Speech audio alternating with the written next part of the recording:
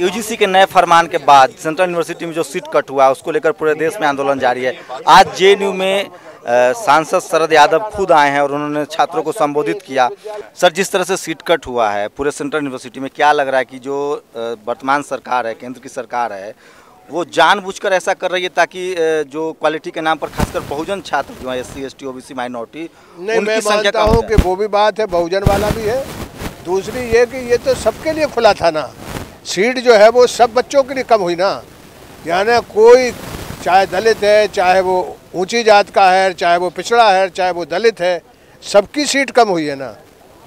Sir, इस तरह की उड़ती खबरें आ रही हैं कि जो RSS के चीफ हैं, जो RSS के प्रमुख हैं मोहन भागवत, उन्होंने बहुत सारे सेंट्रल यूनिवर्सिटी के जो VC है, वाइस चांसलर, उनके साथ बैठक की है। इसको आप किस तरह से देख रहे हैं? नहीं, वो बात बाद में करेंगे।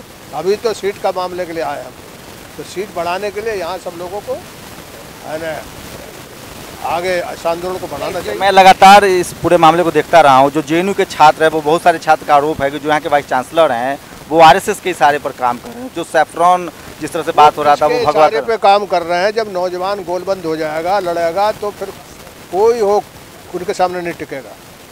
तो ये शरद यादव थे, जिनका मानना है कि जो सीट कट है उससे वो सहमत नहीं है, और उनका कहना है कि जो तमाम छात्र हैं, अमूमन होता है कि जनसंख्या बढ़ती है, छात्र बढ़ते हैं तो सीटें बढ़ाई जाती है।